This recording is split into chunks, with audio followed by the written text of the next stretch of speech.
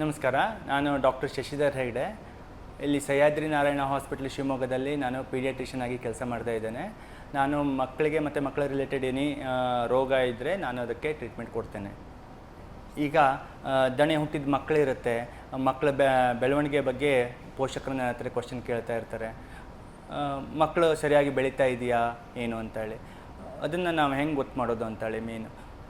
ಮಕ್ಕಳು ಹುಟ್ಟಿದಾಗ 2 kg-ಯಿಂದ 4 kg-ವರೆಗೆ ಇರುತ್ತೆ ಇಂಡಿಯನ್ ಮಕ್ಕಳು. ಸೊ ಆ ಮಕ್ಕಳು ದಿನ ಒಂದು 2 ತಾಸಿಗೆ ಒಂದು ಸಲ ಫೀಡ್ ತೊಗೋತಾ ಇರಬೇಕು, ಮತ್ತು 2 ತಾಸಿಗೆ ಒಂದು ಸಲ ಯೂರಿನ್ ಪಾಸ್ ಮಾಡ್ತಾ ಇರಬೇಕು, ಮತ್ತು ದಿನ ಒಂದು 20ರಿಂದ 30 ಗ್ರಾಮ್ ವೆಯ್ಟ್ ಹೆಚ್ಚಿಗೆ ಆಗಬೇಕು, ಮತ್ತು ಫೀಡ್ ಮಾಡಿ ಆದಮೇಲೆ ಒಂದು 2 ತಾಸು ಮಲಗಬೇಕು. ಸೊ ಇದು 3 ಚೆನ್ನಾಗಿ ಆಗ್ತಾಯಿದೆ ಅಂತಂದರೆ ಎದೆ ಹಾಲು ಸಾಕಾಗ್ತಾ ಇದೆ, ಸೊ ಫೀಡಿಂಗ್ ಚೆನ್ನಾಗಿ ಆಗ್ತಾಯಿದೆ ಅಂತೇಳಿ ಅರ್ಥ. ಕೆಲವೊಂದು ಸಲ ಏನಾಗುತ್ತೆ ಅಂತಂದರೆ ಫಸ್ಟ್ 3 ಡೇಸಲ್ಲಿ ಅಷ್ಟು ಫೀಡಿಂಗ್ ಇರೋದಿಲ್ಲ ಮಕ್ಕಳಲ್ಲಿ, ತಾಯಿಗೆ ಮಕ್ಕಳಿಗೆ ಬೇಕಾದಷ್ಟು ಫೀಡಿಂಗ್ ಇರೋದಿಲ್ಲ. ಸೊ ಅದಕ್ಕೆ ಹಾಲು ಸ್ವಲ್ಪ ನೀರು ಜಾಸ್ತಿ ಕುಡಿಬೇಕು, ಮತ್ತು ಇವನ್ ತಾಯಿಗಳಿಗೆ ಸಪ್ಲಿಮೆಂಟ್ ಇರುತ್ತೆ ಹಾಲು ಹೆಚ್ಚಿಗೆ ಬರಲಿಕ್ಕೆ, ಸೊ ಅದನ್ನ ಇದು ಮಾಡ್ಬೋದು. ಮೇನ್ಲಿ ರಿಲ್ಯಾಕ್ಸ್ ಆಗಿರಬೇಕು, ಹಾಲು ಬರೋದಿಲ್ಲ ಅಂತೇಳಿ ಟೆನ್ಷನ್ ತೊಗೊಂಡ್ರೆ ಮತ್ತು ಹಾಲು ಕಡಿಮೆ ಆಗುತ್ತೆ. ಸೊ ಇದು ಬಹಳ ಇಂಪಾರ್ಟೆಂಟು. ಅದೇ ನಾವೀಗಲೇ ಅದನ್ನು ಮಾನಿಟರ್ ಮಾಡಿಲ್ಲ, ಯೂರಿನ್ ಚೆನ್ನಾಗಿ ಆಗ್ತಾ ಇದೆಯಾ ಇಲ್ಲ, ಈಗ ಒಂದು 4-5 ತಾಸಾದರೂ ಯೂರಿನ್ ಆಗಿಲ್ಲ ಅಂತಂದರೆ ಮುಂದೆ ಮಗುಗೆ ಪ್ರಾಬ್ಲಮ್ ಆಗುತ್ತೆ. ಈಗ ಹೆಚ್ಚಾಗಿ ಪೇರೆಂಟ್ಸ್ಗೆ ಜ್ವರ ಬರೋದು ಬಹಳ ಕಾಮನ್ ಮಕ್ಕಳಿಗೆ. ಸೊ ಪೇರೆಂಟ್ಸಿಗೆ ಜ್ವರ ಬಂದಾಗ ಏನು ಮಾಡಬೇಕು ಅಂತ ಹೇಳಿ ಒಂದು ಕ್ವಶನ್ ಇರುತ್ತೆ. ಸೊ ಅದಕ್ಕೆ ಜ್ವರ ಫಸ್ಟ್ ಬಂದ ಕೂಡಲೇ ಡಾಕ್ಟರ್ ಹತ್ರ ಓಡೋಗೋ ಅವಶ್ಯಕತೆ ಇಲ್ಲ. ಸೊ ಮನೆಯಲ್ಲೇ ಕೇರ್ ತೊಗೊಳ್ಬೋದು. 1 or 2 ಡೇಸ್ ಮನೆಯಲ್ಲಿ ನೋಡಿಕೊಂಡು ಮತ್ತು ಕಡಿಮೆ ಆಗಿಲ್ಲ ಅಂತಂದರೆ ಡಾಕ್ಟರ್ ಹತ್ರ ಹೋಗ್ಬೋದು. ಹೆಚ್ಚಾಗಿ ವೈರಲ್ ಫೀವರ್ ಇರುತ್ತೆ, ಫಸ್ಟ್ ಬರೋದೇನು ಅದು viral fever, most common viral fever. So ಅದಕ್ಕೆ ಭಾಳ ಸಿವಿಯರ್ ಆಗಿ ಆಗೋದಿಲ್ಲ.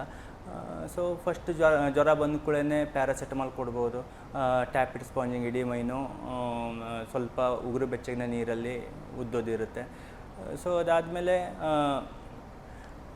ಮತ್ತು ಮಗುಗೆ ಸುತ್ತಿ ಪೂರಾ ಹೀಟು ಲಾಸ್ ಆಗದಂಗೆ ಮಾಡಿರ್ತಾರೆ, ಚಾದರ ಹಾಕಿ ಬೆಡ್ಶೀಟ್ ಹಾಕಿ ಪೂರಾ ಕವರ್ ಮಾಡಿಬಿಟ್ಟಿರ್ತಾರೆ. ಹಂಗೆ ಮಾಡಿಟ್ರೆ ಜ್ವರ ಇಳಿಯೋದಿಲ್ಲ, ಜ್ವರ ಮತ್ತು ಜಾಸ್ತಿ ಆಗ್ತಾ ಹೋಗುತ್ತೆ. ನೀವು ಔಷಧಿ ಕೊಟ್ಟರು ಜ್ವರ ಜಾಸ್ತಿ ಆಗುತ್ತೆ. ಸೊ ಮಗುನ ಸ್ವಲ್ಪ ಓಪನ್ ಇಡಿ, ಉಗುರು ಬೆಚ್ಚಗಿನ ನೀರಿಂದ ಇಡೀ ಮೈನು ಉದ್ದಿ, ಬೇಕಿದ್ರೆ ಫ್ಯಾನ್ 1 ಅಥವಾ 2ರಲ್ಲಿ ಇಡ್ಬೋದು, ಅದೇನು ಪ್ರಾಬ್ಲಮ್ ಆಗೋದಿಲ್ಲ.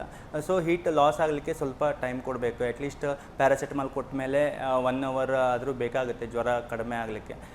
ಸೊ ಪ್ಯಾರಾಸೆಟಮಾಲ್ ಒಂದು 6 hours ಅಷ್ಟೇ ಅದರದ್ದು ಇದಿರೋದು, ಆ್ಯಕ್ಟಿವಿಟಿ ಟೈಮ್ ಇರೋದು, ಆಮೇಲೆ ವಾಪಸ್ ಬರ್ಬೋದು. ಸೊ ವರಿ ಆಗೋ ಅವಶ್ಯಕತೆ ಇಲ್ಲ. ಸೊ ಮತ್ತೆ ಅದನ್ನೇ ಸೇಮ್ ರಿಪೀಟ್ ಮಾಡ್ಬೋದು. ಸೊ ಅದಾದಮೇಲೆ ಬೇಕಿದ್ರೆ ಮತ್ತು 2-3 ಡೇಸ್ಗಿಂತನೂ ಜಾಸ್ತಿ ಫೀವರ್ ಇತ್ತು ಅಂತಂದರೆ, ಮತ್ತು ಯೂರಿನ್ ಔಟ್ಪುಟ್ ಕಡಿಮೆ ಇತ್ತು ಅಂತಂದರೆ, ಯೂರಿನ್ ಔಟ್ಪುಟ್ಟು ಅಟ್ಲೀಸ್ಟ್ ಒಂದು ದಿನಕ್ಕೆ 4ರಿಂದ 5 ಸಲ ಆಗಬೇಕು. ಒಂದು 4ರಿಂದ 10 ವರ್ಷದವ್ರ ಮಕ್ಕಳಲ್ಲಿ ಅಥವಾ ಇವನ್ ಅಡಲ್ಟ್ಸಲ್ಲಿ ಸಹಿತ ಒಂದು 4ರಿಂದ 5 ಸಲ ಅಟ್ಲೀಸ್ಟ್ 24 ತಾಸಲ್ಲಿ ಯೂರಿನ್ ಹೋಗಬೇಕು. ಅದಕ್ಕಿಂತ ಕಡಿಮೆ ಹೋಗ್ತಾ ಇದೆ ಅಂತಂದರೆ ಡಿಹೈಡ್ರೇಷನ್ ಆಗ್ತಾಯಿದೆ, ಪ್ರಾಬ್ಲಮ್ ಆಗ್ತಾಯಿದೆ ಅಂತೇಳಿ. ಮತ್ತೊಂದು ಮಗು ಆ್ಯಕ್ಟಿವ್ ಇರಬೇಕು. ಆ್ಯಕ್ಟಿವ್ ಇಲ್ಲ, ಜ್ವರ ಇದ್ದಾಗ ಸ್ವಲ್ಪ ಆ್ಯಕ್ಟಿವಿಟಿ ಕಡಿಮೆ ಆಗುತ್ತೆ, ಜ್ವರ ಬಿಟ್ಟಾಗ ನಾರ್ಮಲ್ ಆಗುತ್ತೆ. ಆ್ಯಕ್ಟಿವ್ ಇಲ್ಲ, ಇಡೀ ದಿನ ಮನ್ಕೋತಾ ಇದೆ, ಕಾಲು ಕೈಯೆಲ್ಲ ತಣ್ಣಾಗ್ತಾಯಿದೆ, ಭಾಳ ವೆರಿ ಹೈ ಗ್ರೇಡ್ ಫೀವರ್ ಬರ್ತಾ ಇದೆ, ಮತ್ತು ಉಸಿರಾಡಲಿಕ್ಕೆ ತೊಂದರೆ ಆಗ್ತದೆ, ಗಂಟ್ಲಲ್ಲಿ ಒಳಗಡೆ ಎಳ್ಕೊಳ್ಳೋದು, ಪಕ್ಕೆಲ್ಲಿ ಬೆಳ್ಕೊಳ್ಳೋದು, ಹಿಂಗೇನಾದ್ರು ಪ್ರಾಬ್ಲಮ್ ಆಗ್ತದೆ, ದಮ್ ಅಂತ ಹೇಳ್ತೀವಿ, ಆ ಟೈಪ್ ಏನಾದ್ರು ಆಗ್ತಾಯಿದೆ ಅಂತಂದರೆ ಇಮಿಡಿಯೇಟ್ಲಿ ಡಾಕ್ಟ್ರನ್ನ ಕನ್ಸರ್ನ್ ಮಾಡಿ. ಈಗ ಮತ್ತೊಂದು ಪೇರೆಂಟ್ಸ್ ಕ್ವಶನ್ಸ್ ಏನಂದರೆ, ಮಕ್ಕಳಿಗೆ ಪದೇ ಪದೇ ಥಂಡಿ, ಕೆಮ್ಮು, ಕಫ, ಜ್ವರ ಎಲ್ಲ ಆಗುತ್ತೆ ಅಂತೇಳಿ. ಏನೂ ವರಿ ಮಾಡೋದು ಬೇಡ, ಇದು ನಾರ್ಮಲ್ ಪ್ರೊಸೆಸಸ್, ಆಲ್ಮೋಸ್ಟ್ ಎಲ್ಲರಿಗೂ ಆಗುತ್ತೆ. ಅದರಲ್ಲಿ ಸ್ಕೂಲ್ ಗೋಯಿಂಗ್ ಮಕ್ಕಳಲ್ಲಿ ಇದು ಭಾಳ ಜಾಸ್ತಿ ಇರುತ್ತೆ. ಏನಕ್ಕೆ ಅಂತಂದರೆ ಅದು ಲರ್ನಿಂಗ್ ಫೇಸ್, ನಮ್ಮ ಇಮ್ಯುನಿಟಿ, ರೋಗ ನಿರೋಧಕ ಶಕ್ತಿ ಹೇಗೆ ಬೆಳೆಸ್ಕೊಳ್ಬೇಕು ಅಂತೇಳಿ ಲರ್ನಿಂಗ್ ಫೇಸ್. ಸೊ ಅದು ಆಗುತ್ತೆ. ಈಗ ಹೆಚ್ಚಾಗಿ ಆಗೋದು ಇದು ವೈರಲ್ ಇನ್ಫೆಕ್ಷನ್ನಿಂದ ಬೇರೆ ಮಕ್ಕಳಿಗೆ ಬಂದಿರುತ್ತೆ, ಸೊ ಅದರಿಂದ ಇವರಿಗೆ ಬರುತ್ತೆ. ಸೊ ಆದಷ್ಟು ಕ್ರೌಡೆಡ್ ಪ್ಲೇಸಿಗೆ ಸಣ್ಣ ಮಕ್ಕಳನ್ನ ಕರ್ಕೊಂಡು ಹೋಗೋದನ್ನು ಅವಾಯ್ಡ್ ಮಾಡಿ. ಸೊ ಅದರಿಂದ ಸ್ವಲ್ಪ ಕಡಿಮೆ ಮಾಡ್ಬೋದು. ಮತ್ತೊಂದು ಎಂತಂದರೆ, ಮಕ್ಕಳು ಸ್ಕೂಲಿಂದ ಬಂದ ಮೇಲೆ ಅವರಿಗೆ ಸ್ನಾನ ಮಾಡಿಸಿ ಮತ್ತು ಸ್ವಲ್ಪ 1 ಗ್ಲಾಸ್ ಬಿಸಿ ನೀರು ಕೊಟ್ಟರೆ ಸ್ವಲ್ಪ ಜರ್ಮ್ಸಿಂದ ಸ್ವಲ್ಪ ದೂರ ಇಡ್ಬೋದು. ಮತ್ತೊಂದೇನು ಅಂದರೆ ಫುಡ್ ಸರಿ ತಗೊಳ್ಳೋದಿಲ್ಲ ಮಕ್ಕಳು. ಸ್ಕೂಲಿಗೆ ಹೋಗಬೇಕಿದ್ರೆ ಲೇಟ್ ಆಯಿತು ಅಂತೇಳಿ ಟಿಫಿನ್ ಮಾಡದೆ ಹೋಗ್ತಾರೆ, ಸರಿಯಾದ ಸಮಯಕ್ಕೆ ಊಟ ಮಾಡೋದಿಲ್ಲ. ಸೊ ಇದರಿಂದೆಲ್ಲ ಇಮ್ಯುನಿಟಿ ಡೌನ್ ಆಗುತ್ತೆ. ಸೊ ಇದರಿಂದ ಪದೇ ಪದೇ ಥಂಡಿ, ಕೆಮ್ಮು, ಕಫ ಆಗೋ ಚಾನ್ಸಸ್ ಭಾಳ ಇರುತ್ತೆ. ಅದಕ್ಕೆ ನ್ಯೂಟ್ರಿಷನ್ ಭಾಳ ಇಂಪಾರ್ಟೆಂಟು. ಅದಾದಮೇಲೆ ಲಸಿಕೆ ಇರುತ್ತೆ. ಈಗ ಇನ್ಫ್ಲುಯೆನ್ಸಾ ವ್ಯಾಕ್ಸಿನ್ ಇರುತ್ತೆ. ಇದನ್ನು ಕೊಟ್ಟರೆ ಪದೇ ಪದೇ ಥಂಡಿ, ಕೆಮ್ಮು, ಕಫ ಆಗೋದನ್ನು ನಾವು ತಡಿಬೋದು. ಈಗ ಮತ್ತೆ ಪೇರೆಂಟ್ಸ್ ಕೇಳ್ತಾರೆ ಯಾವ ಥರದ್ದು ಲಸಿಕೆ ಇದೆ ಈಗ ಪದೇ ಪದೇ ಈ ಟೈಪ್ ಆಗದಂಗೆ ಅಂತೇಳಿ. ಸೊ ಅದಕ್ಕೆ ಒಂದು ಇನ್ಫ್ಲುಯೆನ್ಸಾ ವ್ಯಾಕ್ಸಿನ್ ಬರ್ತದೆ. ಸೊ ಅದನ್ನು 6 ತಿಂಗಳ 7 ತಿಂಗಳಕ್ಕೆ ಹಾಕಿಸ್ಬೇಕು. ಆಮೇಲೆ 5 ಇಯರ್ಸ್ವರೆಗೆ ಹಾಕಿಸ್ಬೇಕಿರುತ್ತೆ, ವರ್ಷಕ್ಕೊಂದ್ಸಲ ರಿಪೀಟ್ ಹಾಕ್ಸೋದಿರುತ್ತೆ. ಸೊ ಇದನ್ನೊಂದು ವ್ಯಾಕ್ಸಿನ್ನು. ಮತ್ತೊಂದು ಆಪ್ಷನ್ ವ್ಯಾಕ್ಸಿನ್ ಟೈಫಾಯ್ಡ್ ವ್ಯಾಕ್ಸಿನ್ ಇರುತ್ತೆ. ಸೊ ಅದು ಒಂದು ವ್ಯಾಕ್ಸಿನ್ ಹಾಕ್ಸಿದ್ರೆ ಲೈಫ್ ಲಾಂಗ್ ಟೈಫಾಯ್ಡ್ ಬರೋದಿಲ್ಲ. ಸೊ ಮತ್ತೊಂದು ವ್ಯಾಕ್ಸಿನ್ ಹೆಪಟೈಟಿಸ್ ಎ ವ್ಯಾಕ್ಸಿನ್ ಅಂತೇಳಿ ಇರುತ್ತೆ. ಸೊ ಇದು ಕಾಂಬಳೆ ಆಗದಂಗೆ ತಡೆಗಟ್ಟುತ್ತೆ. ಸೊ ಮಕ್ಕಳು ಹೊರಗಡೆ ಹೋಗ್ತಾರೆ, ಫುಡ್ ತಿಂತಾರೆ, ಏನು ಕಾದಾರಿದ ನೀರು ಅಂತೆಲ್ಲ ನೋಡೋದಿಲ್ಲ, ಏನೋ ಕುಡಿದಿರ್ತಾರೆ ಹೊರಗಡೆ.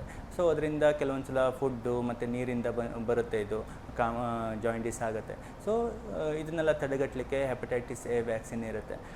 ಇದೆಲ್ಲ ಮಕ್ಕಳಿಗೆ ಸುರಕ್ಷಿತವಾಗಿರೋದೆ, ಅದ್ರ ಬಗ್ಗೆ ಯಾವುದೂ ವರಿ ಮಾಡೋ ಅವಶ್ಯಕತೆ ಇರೋದಿಲ್ಲ. ಇದು IAP ರೆಕಮೆಂಡ್ ಮಾಡುತ್ತೆ. ನಮ್ಮದು ಕೆಲವೊಂದು ವ್ಯಾಕ್ಸಿನ್ನು ನ್ಯಾಷನಲ್ ಇಮ್ಯುನೈಸೇಷನ್ ಪ್ರೋಗ್ರಾಮಲ್ಲೂ ಇರುತ್ತೆ. ಸೊ ಇದನ್ನು ಹಾಕ್ಸೋದು ಸುರಕ್ಷಿತ, ಹಾಕ್ಸೋದು ಒಳ್ಳೆಯದು. ಈಗ ಮಕ್ಕಳ ರಿಲೇಟೆಡ್ ಯಾವುದೇ ಪ್ರಾಬ್ಲಮ್ ಇದ್ದರೆ, ಮಕ್ಕಳ ಬೆಳವಣಿಗೆ ಬಗ್ಗೆ ಏನಾದರೂ ಡೌಟ್ ಇದ್ದರೆ, ಯಾವುದೇ ಮಕ್ಕಳ ರಿಲೇಟೆಡ್ ಏನೇ ತೊಂದರೆ ಇದ್ದರೂ ಸಹ್ಯಾದ್ರಿ ನಾರಾಯಣ ಹಾಸ್ಪಿಟಲ್ ಡಾಕ್ಟರ್ನ ಭೇಟಿ ಮಾಡಿ.